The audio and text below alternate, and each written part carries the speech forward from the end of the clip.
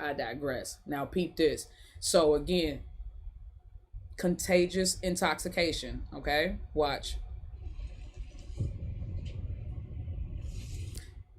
That was like the first shot.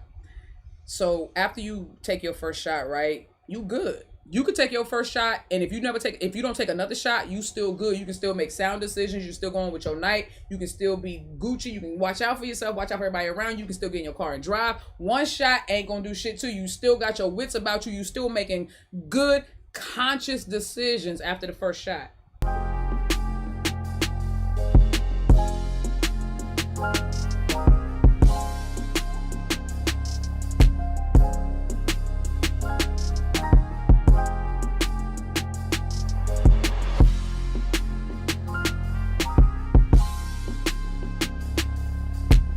Let's get into it. I'm not gonna hold us up. So the first scene analysis I'm going to be doing is Blank the Series, season 2, episode 2, part 3. Okay, and I'm gonna go ahead and press play, let the part play, and then I'm gonna give you guys my analysis of this. And like I said, I'm not doing like a like full episode analysis or anything like that. It's just this particular scene that I want to do an analysis for. Okay, and the reason why I picked this scene, which it may seem, you when you realize what scene it is, you probably don't already know what scene it is. You're gonna be like, what the fuck does this scene have to do with anything?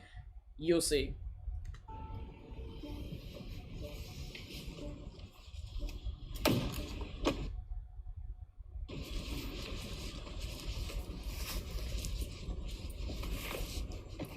What's downloading? เขาอยากค้างกับอาหนึ่งอีกคืนน่ะพรุ่งนี้วันเสาร์นะจะมาค้างกับอาด้วยเหตุผลอะไรกิจกรรมชมรมไงไม่เอาอย่าไปโกหกยายเดี๋ยวมันจะติดเป็นนิสัยที่ไม่ดีอาหนึ่งอ่ะไปเข้าบ้านไปได้แล้วฝากสวัสดียายด้วยนะค่ะยังอีกกลับบ้านดีๆนะคะหนึ่ง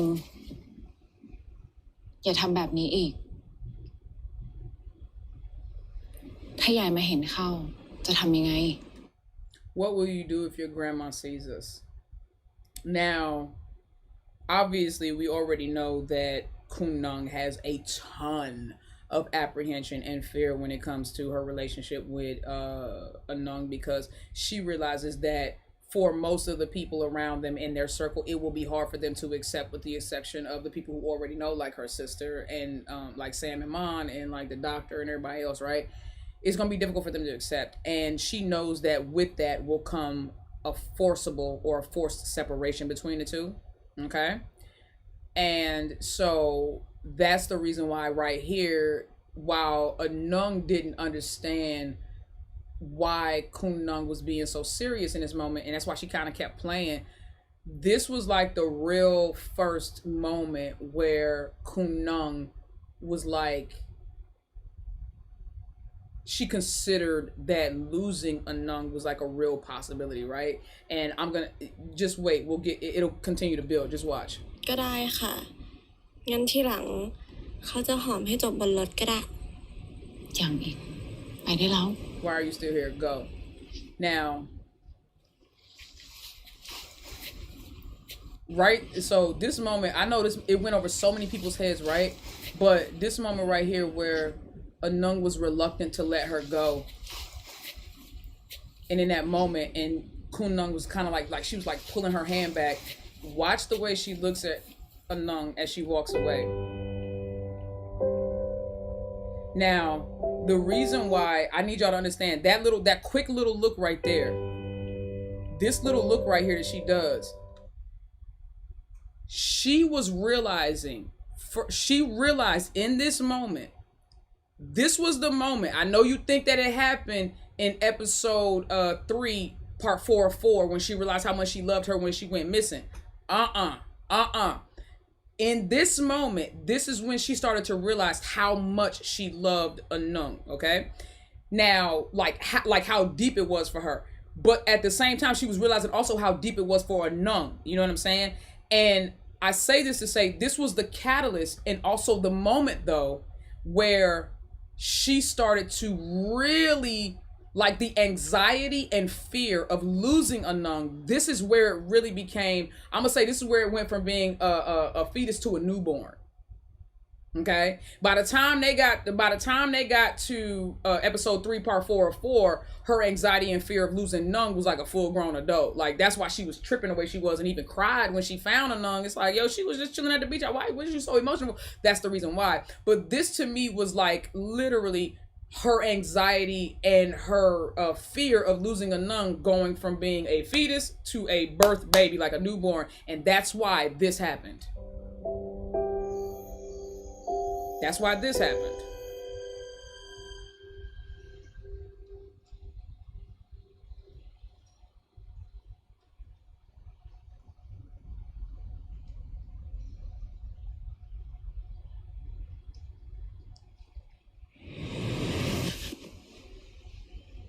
That's what I wasn't paying attention to it the first time I reacted. That's what triggered her having her nightmares about Song. She feels like she did not do enough to protect Song, right? She has the same exact fear and anxiety attached to a Nung, despite the different dynamic in her relationship with her. She feels responsible for a Nung the same way she felt responsible for Song. And because she failed Song, she's terrified that she's gonna fail a Nung in the same way. And that's what triggered her. That's what triggered her to start having these nightmares about her sister.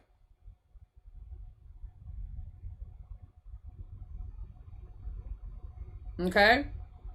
Enjoy, Jetsu. That's what triggered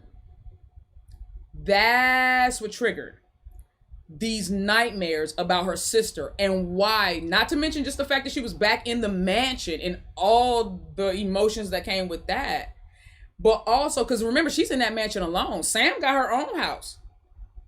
She's in there having to deal with her demons, and her buffer normally is a Nung, but a Nung wasn't there this night, and all she had to go home with and go home to was her fear and anxiety of how she failed Song and how she might eventually fail a Nung, and how she won't be able to protect her or keep them together the same way she wasn't able to do that with her sister. And this to me was the trigger for why she continued. Like if you watch the rest of this episode and continue to watch and then watch the episode 3, it's why progressively you started to see her become like so, and it's about to get deeper, right? It's about to get deep. Watch.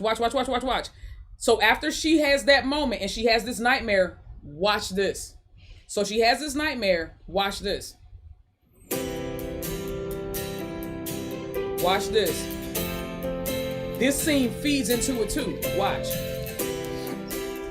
We was all distracted by how fly she was right here. ก็คนเรื่องอยู่นะอันหนึ่งมารับแล้ว งั้นเราไปกันนะ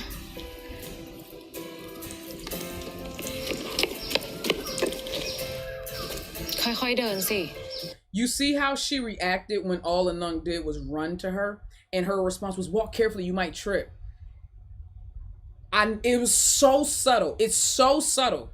But look at the way she responds when a Nung starts running towards her. She's afraid of now it's like a Nung is the boy in the bubble, and she's afraid everything around a Nung and everything around them could hurt them or hurt a Nung. Look at how all of a sudden she became, and that's why a Nung was like, yo, she was like, bro, she was like, why are you talking to me like I'm a grown up? Why are you talking to me like I'm 5? It's because now her anxiety, is becoming paranoia. เขาไม่ใช่เด็กแล้วนะ พูดอย่างกับเขาเป็นเด็ก5 ขวบ The paranoia, the anxiety has become paranoia. When I tell you, yes, exactly, Carrie. The writers, everyone, the staff, they outdid themselves. The acting from Yoko and P5, amazing, because it's those little things that they do and the little things that they did, but most people it goes right over people's heads. They don't get it, they don't see it, they don't understand what's going on. I'm trying to tell you. When I saw this, I don't know how many times I've seen this episode, a million at this point, and I was watching this for like the umpteenth time, and I was like, for some reason, this sequence of scenes from her dropping a Nung off at her grandmother's house to that last little moment of her, it's like that sparked that fear and that anxiety. It triggered her fear and anxiety that to her nightmare with Song, to her being like, yo, don't run. And it's like, bro, relax. Facts. You started to see she was already basically becoming unhinged with how protective she was with a nun, to the point where the girl can't run down some stairs.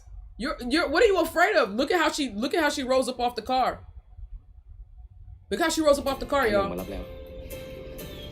Like she was clearly concerned and like afraid. Like it's a small thing. Look at her face. ค่อยๆเดินสิ It's the small things. เขาไม่ใช่เด็กแล้วนะ It's the small. You said, Ombre, not gonna lie, you ate with this one. Thank you, baby. I appreciate it. It's those small hidden. Thank you, V. It's the hidden and the subtle meanings of things. It's those small things that make me go, oh my God, they have outdone themselves with this. This little sequence of events, like right here, this little small section that I showed you guys, it goes over so many people's heads, but it is so paramount and imperative to the story, because it shows, and this is only my opinion, this may not be what the writers were intending, but to me it shows when Kun Nung was really triggered by that anxiety and her inability to be there for her sister, and how she feels like she failed her sister and she couldn't protect her sister, and how this is now bleeding over into her relationship with a nun. Yeah.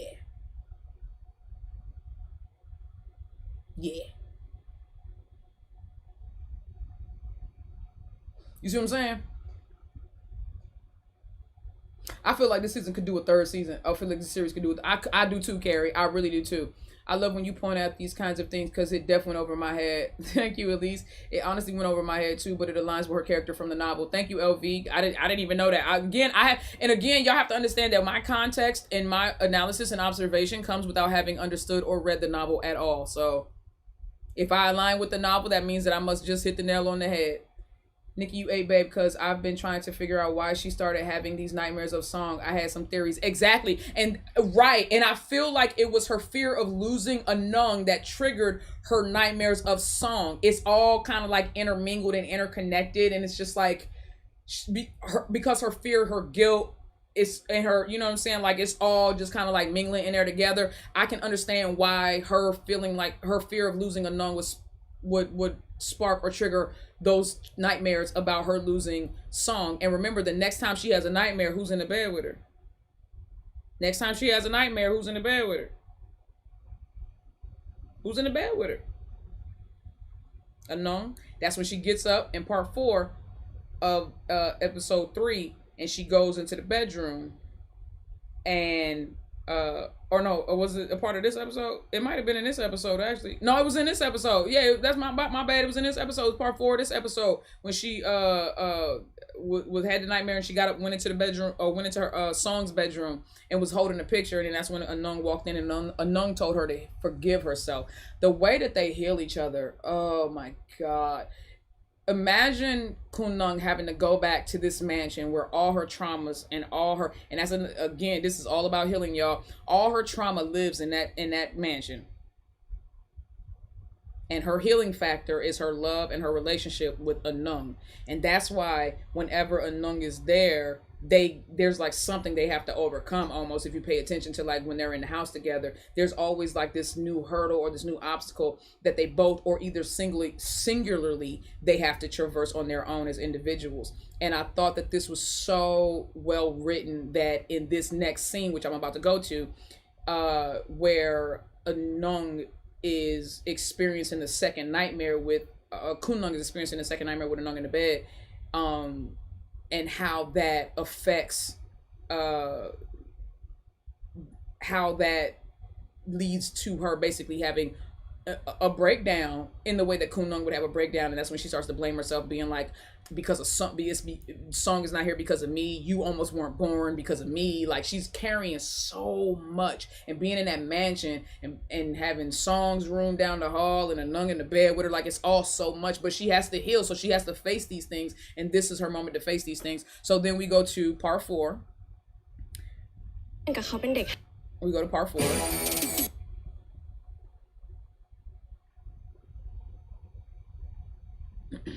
So we're going to go to part 4 real quick. Let me see what y'all saying. It aligns with what you're saying. Anung is the only one who can guide her to heal her past from her current traumas. Exactly. And that's why she said, remember what she wished her for her birthday on episode 3? She said that I wish that you, how did she say it? She said, I wish that you could let go of the pain from the past or something like that. She said that on purpose because she knows what Anung is, she knows what Kunung is struggling with. Like, she knows what Kunung is struggling with. The loss and abandonment that they both share is one of the things that brings them together, their understanding. Exactly. And that's the part of the trauma bonding, because it is real. They do have trauma bonding, because I remember when Kunung was Anung was first explaining her relationship to Kunung, and Kunung was laughing, and she was like, and Anung was like, what you laughing at? She was like, nothing, you just remind me of somebody. When she was talking about herself, Anung reminds her of herself and her relationship with her grandmother. And so there's a lot of trauma bonding between the two of them, for sure, which obviously is unhealthy, but if handled correctly, it can help you both heal as well as grow in your love for each other. Yeah, she wished that she wouldn't be stuck in the sorrows of the past. Thank you, baby. Thank you, Jay. That's exactly how she said it. She wished that she wouldn't be stuck in the sorrows of the past. Nikki, did you also notice the lyrics of the song that played in the scene where Anung asked her to forgive herself? I did not, but I will pay attention this time, Lori. Thank you. So the next time she has a nightmare, it's who's in the bed with her. Foreshadowing, guys. The foreshadowing. The foreshadowing.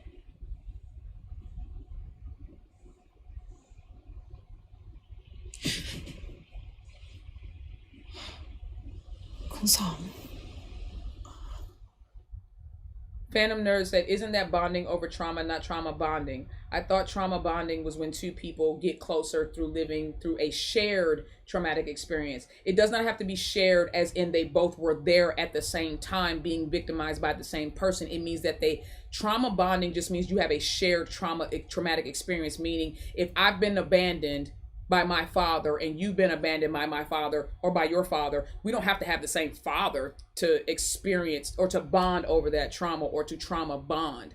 Yes, and this is me speaking from, and again, if you are new here and you don't know this is me speaking from an experience and a background of being a suicide prevention coach and a counselor. I dealt with, when I was in the military, I dealt with families. I spoke to families. I counseled families. I am not a licensed therapist at all. Do not consider myself to be a licensed therapist. I do not have a degree in psychology or psychotherapy. But I do know a little something about healing and helping yourself and helping others. And what I am saying here is that trauma bonding, or bonding through trauma, for the most part, is synonymous and can be used interchangeably. It does not mean that you have to have that you were victimized by the same person. It just means that you have a shared traumatic experience, meaning I can relate to what you went through because I went through the same thing. Okay? That's all. I understand, baby. That's why you asked. I know. I got you. That's all. So that's all that means. That's all that means, okay? That's all I'm saying. I won't coming at you, I promise. Also, I think now that grandma died, Kunung is the head of the family, and now she has to step into the role she was raised all her life to be. Her job is to be the head of the family. That's real. And there's a lot that comes with that. So I saw somebody mention it before, the responsibility that fell into her lap when her grandmother died. She wasn't prepared for it because she spent her most of her adult life running from her grandmother and running from the responsibility of being mom long sip of corn. And now her grandmother passed away, and she has no choice but to assume the role. She has no choice but to assume the role. You see what I'm saying? Nung has been protective of Anung since she found out about her grandma hitting her. Little by little, her feelings grew protective, and like you said, that paranoia came once she moved back into the palace. Yup, I'm trying to tell you. All right, so let's go. So she has another nightmare about Song with Anung laying in the bed with her.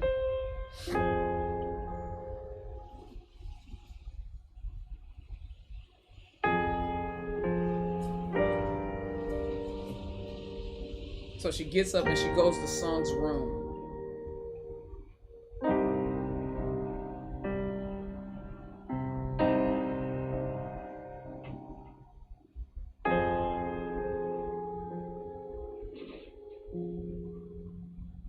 And I want to assume, because of the way she's acting, this is probably one of the first times she's been in her sister's room. This is probably the first time she actually went into her sister's room since she moved back into the palace. That's the way that she was reacting. It's like the way she's looking around. I can tell, like, it's like she was almost like refamiliarizing herself with it, trying to sense her sister's spirit, holding the picture, all of that. Like, it's all signs that she was trying to reconnect with her sister in in ถ้า this เขาไม่อ moment. อกจากวังไป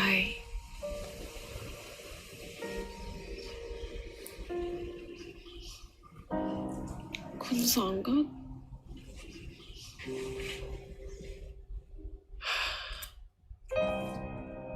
Ooh, that's a lot of guilt to be carrying, baby. Kirby up in here. Who let Kirby in here? Who let Kirby up in here? Who let Kirby up in here? Who let Kirby? Is this the same Kirby that be trying to get everybody to get on? Who let Kirby up in here? Y'all tell who told Kirby that Kirby could go? Who let Kirby? Nikki got me scared. Kirby, who let you up in here? Kirby, why'd you get in, Kirby? Kirby, how did you get in here? I thought we said that Kirby was supposed to be on the do not let in list. Kirby, how'd you get in? Kirby, how'd you get in here? Kirby.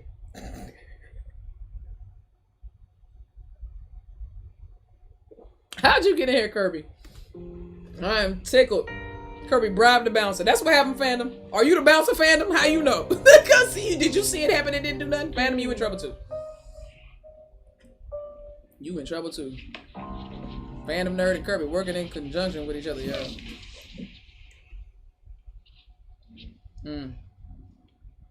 I love this scene, y'all. Y'all gotta เป็น get อะไร into it คะ with me. เล่าให้เขาฟังได้ไหม This for the record, I love the kissing scene. Y'all know I love the kissing scene at the end of this, obviously. But for the record, this was my favorite scene in this episode. After having watched it over and over again, the full episode, this is 100% my favorite episode because y'all know me. I'm always about like love, light, and laughter, spiritual growth, and everything like that. Healing, spiritual healing, emotional, mental healing, all that. And the way she's 21 years old and she still can help her heal that way is so. อันหนึ่งไม่ต้องพยายามทำตัวเข้มแข็งต่อหน้าเขาก็ได้นะคะ You don't have to pretend to be strong in front of me. ทำได้เหรอ She said, can I really let my guard down with you? ทำได้สิคะ Trying to tell you, bro. เป็นคนรักกันก็ต้องร่วมทุกข์ร่วมสุขกัน Undergirding her. ถ้าหนึ่งมีเขาแล้วหนึ่งยังรู้สึกว่างเปล่าเหมันอยู่คนเดียว I know that's right. อันหนึ่งจะมีเขาไว้ทำไมล่ะคะ She said, if you have me here beside you and you still feel alone, what's the point of me being here with you? What's the point of me being here with you? Let me in. Let me in is what she's asking.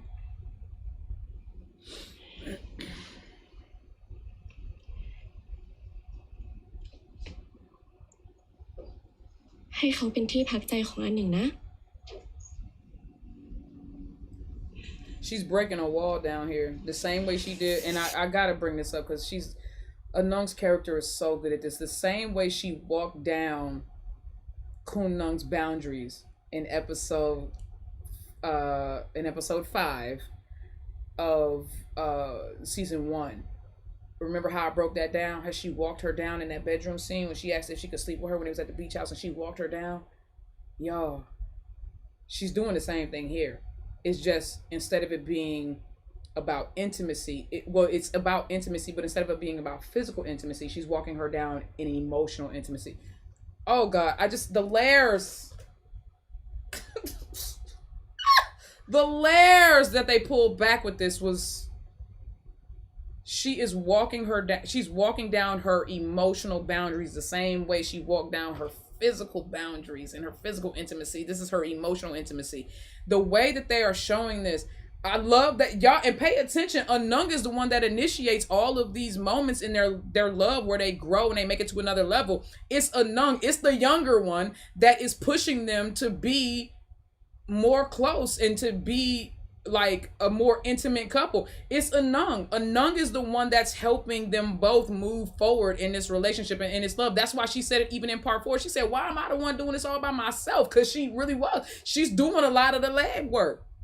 That's why I say it doesn't matter their difference in age, when in maturity wise, Anung is more emotionally mature than Kunung is, y'all. Doing the heavy lifting, Bianca. หนึ่งไม่ใช่คนดีที่หนึ่ง Guilt she's carrying. The guilt she's carrying. You can't do nothing about that, ไม่ baby. ให้น้องที่ไม่ให้คุณสอง ทั้งที่รู้ว่าคุณสองคงรับไม่ไหว That's a แล้ lot ว of ความรู้ pressure สึ to กของ put อั on นหนึ่งนะ yourself. คะ Right. การที่อันหนึ่งต้องออกจากวังไป มันก็คงหนักมากจนอันหนึ่งรับไม่ไหวเหมือนกัน That's right. This part right here. คุณสองก็คงไม่อยากเห็นอันหนึ่งเป็นแบบนี้ ถ้าคุณสองเป็นคนใจดีแบบที่อันหนึ่งเคยเล่าให้เขาฟัง คุณสองก็ต้องอยากเห็นอันหนึ่งมีความสุข Mm-hmm. She can't let that guilt go. Watch her try one more time. So now she's like, okay, so Song, what about you though? See, this is why I keep trying to tell y'all that it's interconnected. This is why I keep trying to tell y'all it's interconnected. So after Anung explains to her and almost like talks her off the cliff for her guilt when it comes to Song, then all of a sudden it was like, okay, now what about you? Like she has guilt for the both of them. She has guilt over Song because she feels like she should have been there to prevent her sister from, you know, losing her life and, you know, making whatever decisions that she's made that caused her to lose her life. And then with Anung, she's feeling like, okay, I almost was the reason why I told your mom to abort you. That's a lot of guilt. She has a lot of guilt. But at the end of the day, Song wouldn't have held nothing against her. You know what I'm saying? And Anung doesn't hold anything against her. That's why she said forgive yourself. There's no reason for Song or for Anung to forgive Kunung. Kunung, the only person that needs to forgive Kunung is Kunung. It's Kunung.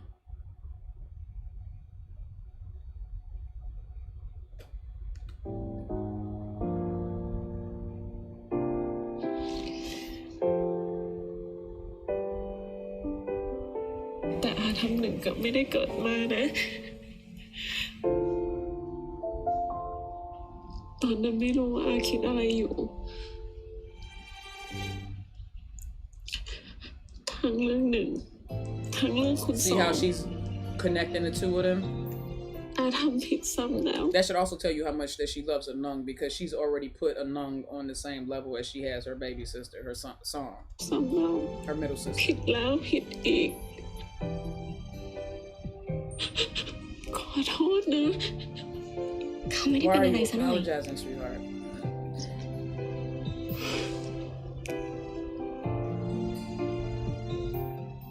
วันนี้อันหนึ่งอาจจะยังไม่ให้อภัยตัวเอง แต่เขาเชื่อว่าอันหนึ่งจะค่อยๆดีขึ้น This part right here.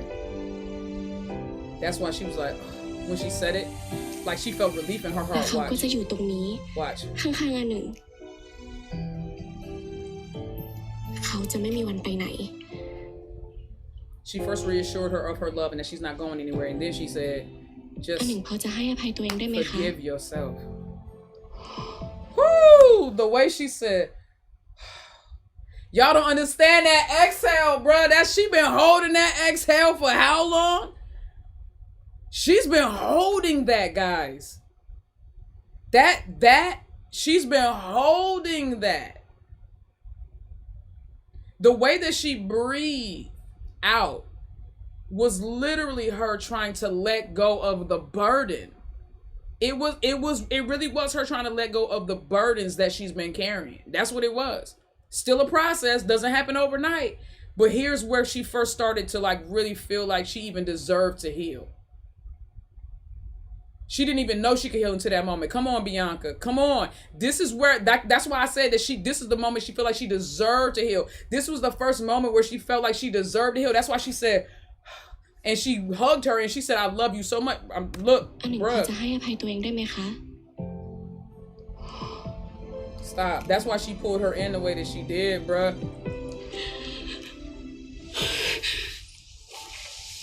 Ooh. Ooh. Y'all acted they asses off in this joint. อาขอโทษ อารักหนึ่งนะ She said, I love you, know. เขาก็รักอันหนึ่งค่ะ ไม่เป็นไรนะ เขาอยู่นี่แล้ว It's okay, I'm here. Ooh, child. I don't give a fuck how. Look, bro, that's her. I don't give a fuck how anybody feel about that. She not. Look, Kunung ain't letting that go. That one, this girl done got too deep in, bro. She done bored her way in like a goddamn tapeworm. She ain't letting that girl go. She is not. So this song, okay. So can you somebody tell me what the lyrics say? Cause it's not in English. Oh wait, the lyrics. It is in English. I'm sorry. Since the day you entered my life, you changed me into someone new. Okay, let me go ahead and. Okay, I got y'all. Let me read the lyrics. So pay attention to the lyrics, right? I don't want to shed tears. Since the day you entered my life, you changed me into someone new. That's real.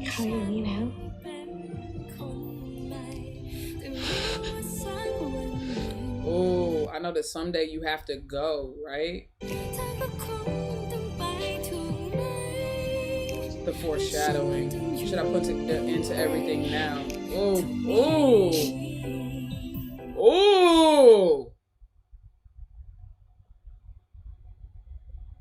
The foreshadowing.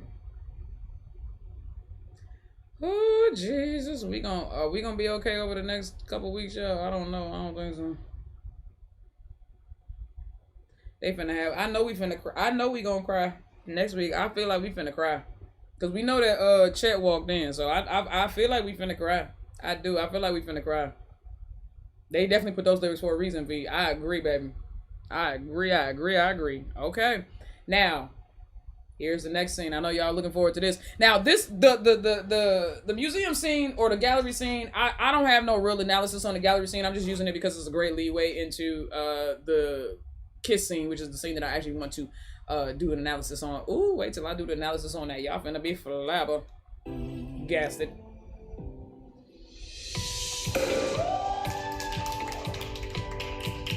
We finna ball, not cry. Look.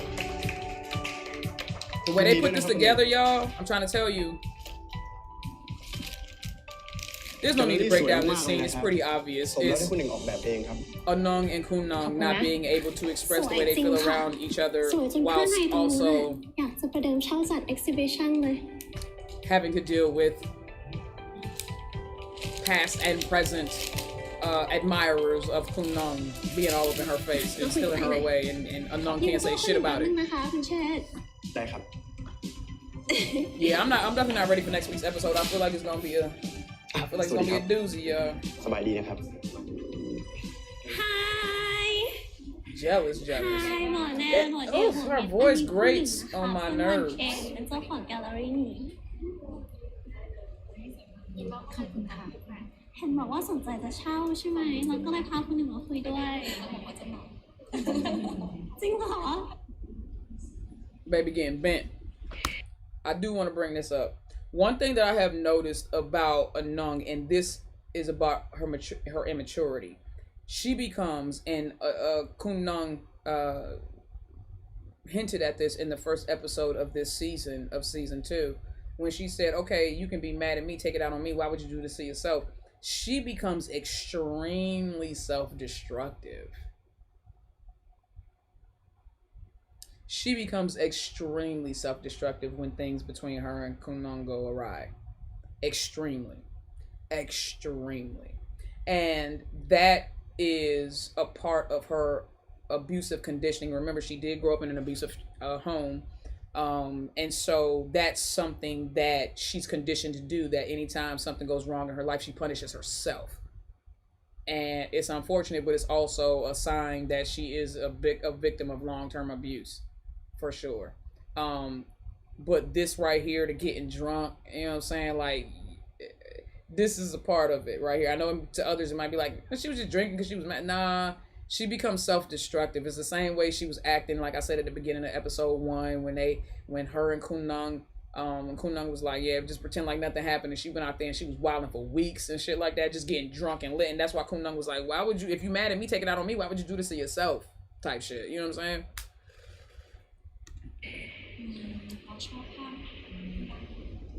And then she put that joint down and immediately, like, that's what I'm saying, she immediately went and got another joint. Like, hey, bro, that champagne is the worst headache. I don't know if y'all know that, but champagne is the worst hangover in the world, worse than anything, even worse than tequila, bro. Champagne is terrible. I'll never get drunk off of champagne again in my life ever. That shit was the worst. ค่อยๆเดิน Champagne ain't go for his. Nah, I couldn't even walk. I was crawling, bro. ยังจะดื่มอีก You know you a lightweight. Why would you do this? Well, because she's being self-destructive. Ooh, here we go. I'm finna get into this, y'all. โอ้ย Pay this some mind right here. ใช่ดิ So อันหนึ่งอะเขาทำอะไรก็ไม่ดีไปหมดนั่นแหละ เป็นอะไร คุยงานกับหมอหน้าหวานสนุกมากไหมคะ เขาชื่อวันวิวา go to my care what her name is. คุ I ย said อะไร that ใกล้ last กัน time. ขนาดนั้นนะ Before it gets into the best part, have you guys ever heard of contagious intoxication?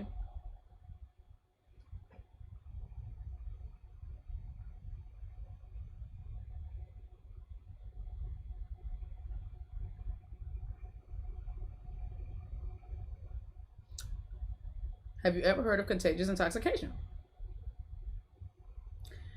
Contagious intoxication is something that happens when you get around someone or someones who are extremely intoxicated, and due to their high level of intoxication, you become mentally intoxicated but not physically intoxicated. Okay? So I'm about to hit y'all with something real cool. All right. So just pay attention so remember that term, contagious intoxication. And remember, it's the difference between the physical intoxication versus the mental intoxication. So it's like you being around somebody who's physically intoxicated, depending on your connection to that person, can make you mentally intoxicated. Okay. Listen. ยืนห่างๆกันไม่ได้เลยเหรอ หนึ่งว่าหนึ่งเมามากเกินไปแล้วนะ I think you're too drunk. พาขึ้นไปพักไป I'll take you upstairs and let you rest. เขาไม่ไปไหนทั้งนั้น Peep this.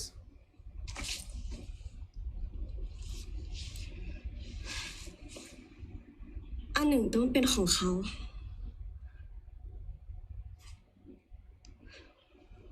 ของเขาคนเดียว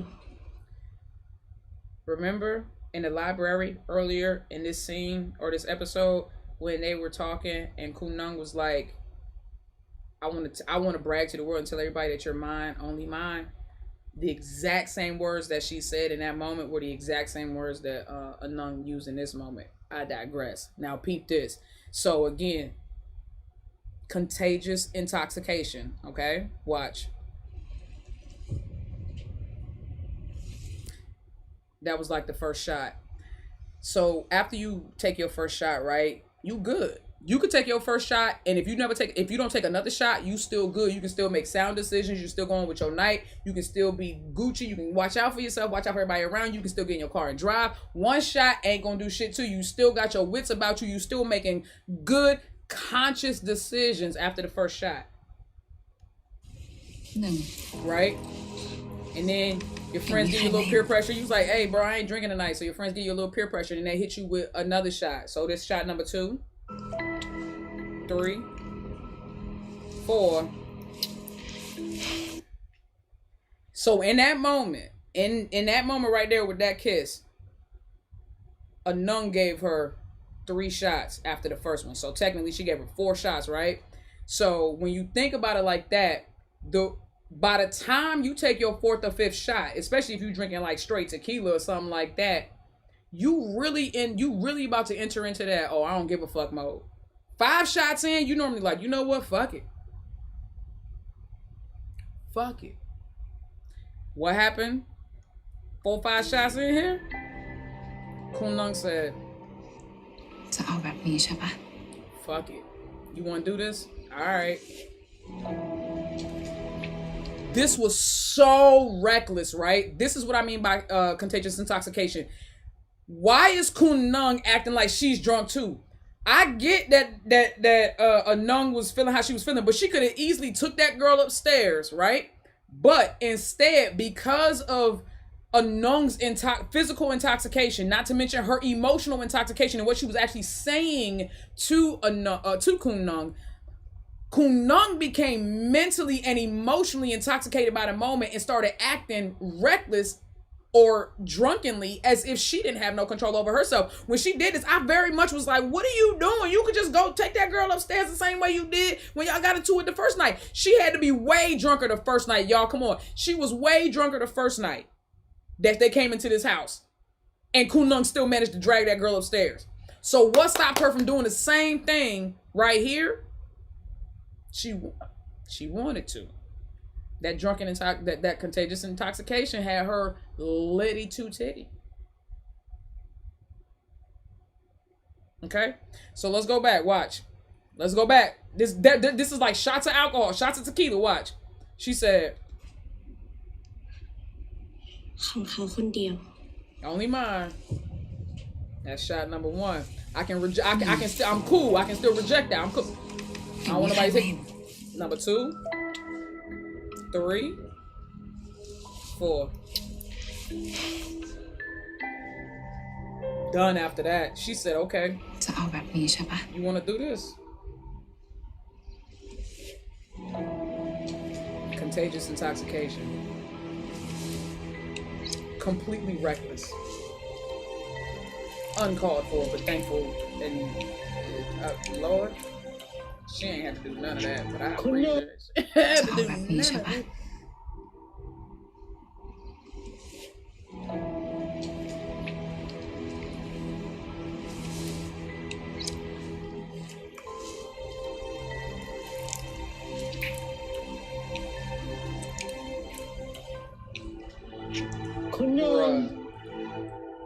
Hunter and them. Now, this is so. Here's the thing, right? Let me go. Let me take a little further. So you get drunk, right? So now you 5 shots in off of tequila. You 5 shots in, right? You get 2 shots. You get 3 shots, 4 shots.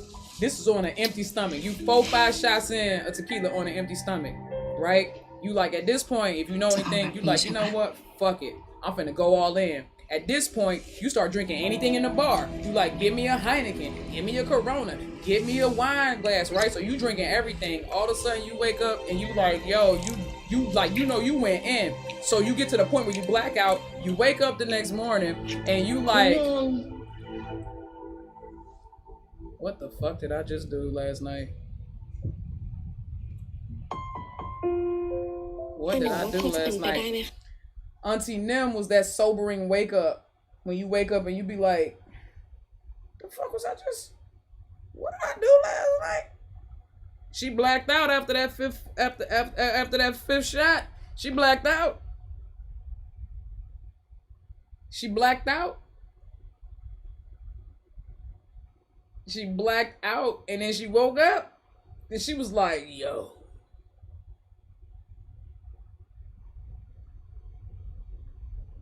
What did I do last night?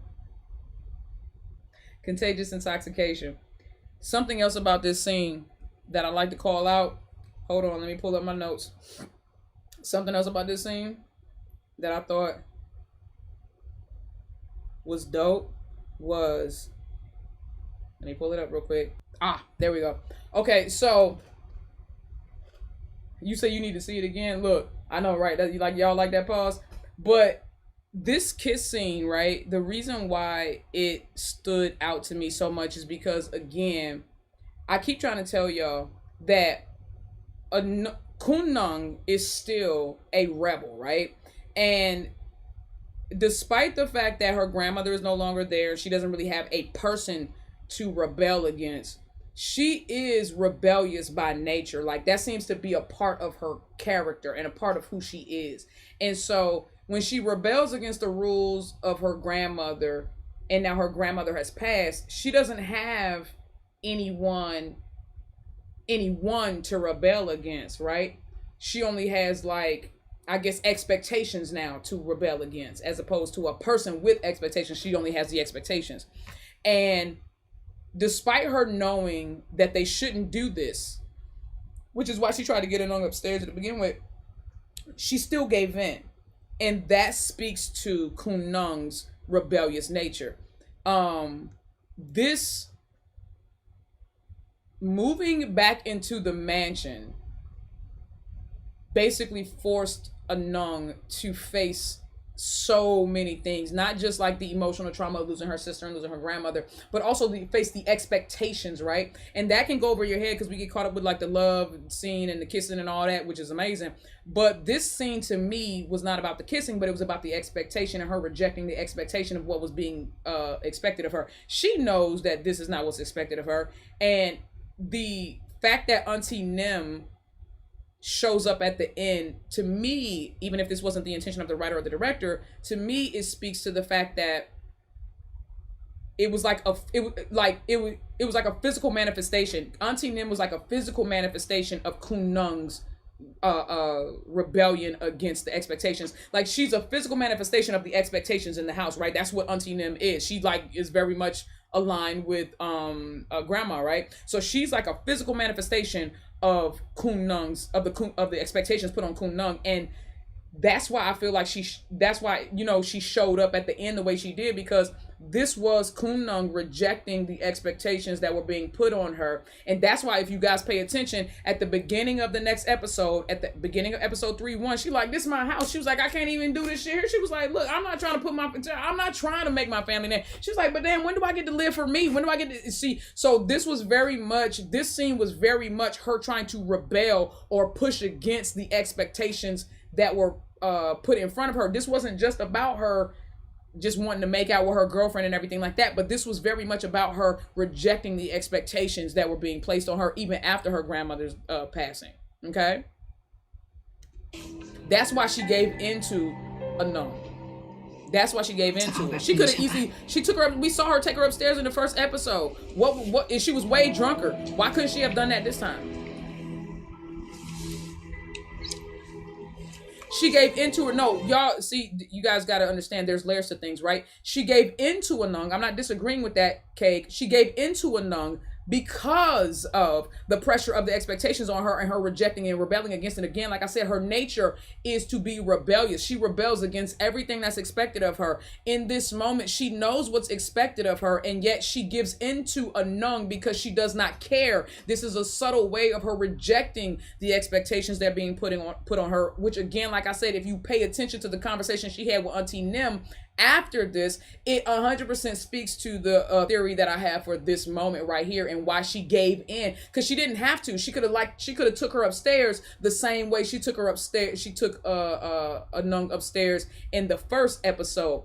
Her giving into a Nung here, yes, I know y'all wanted to be I know y'all wanted to be solely sexual and emotional, but it wasn't. It was also very much subconscious and logical that she was just also rejecting the expectations being put in front of her. Yes, she was giving in because she was attracted in the moment. Yes, she was giving in because they are emotionally connected and she loves the girl. But she was also giving in because she was also rejecting, which was more of a subconscious thing. She was rejecting the expectations that were being put on her. That's what I'm saying. You know what I'm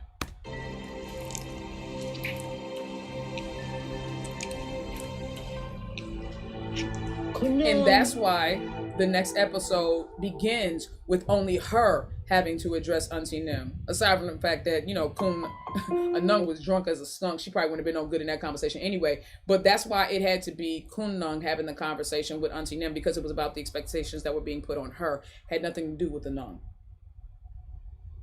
See what I'm saying? Right, exactly, Phantom Nerd. Like Kun Nung got a lot going on inside of her at any given time. At any given time, she got a lot going on with her. But she definitely was giving in, Cake. She was definitely giving in, but it's not just about the giving in. You got to ask yourself, okay, well, why did she give in, right? And that's always what I do. I don't just look at what happens, but you got to take it a step further and ask yourself, why is this happening? You know what I mean? We see her thinking in many scenes. Literally, you can see, P5 is so good at that, making it like her micro expressions. Like I said this before, her expressive acting or her face acting when she doesn't even have lines is unmatched, bro. She's so good at it. She's really, really good at it, especially reacting opposite of Yoko. For sure. But that is it, guys. Oh my God, it's 7 o'clock. Jesus. This was like 5 hours long, but it was worth it. I don't care. We got 17 new members. What's up? Hello, everybody that's new. So y'all tell me what y'all think, man.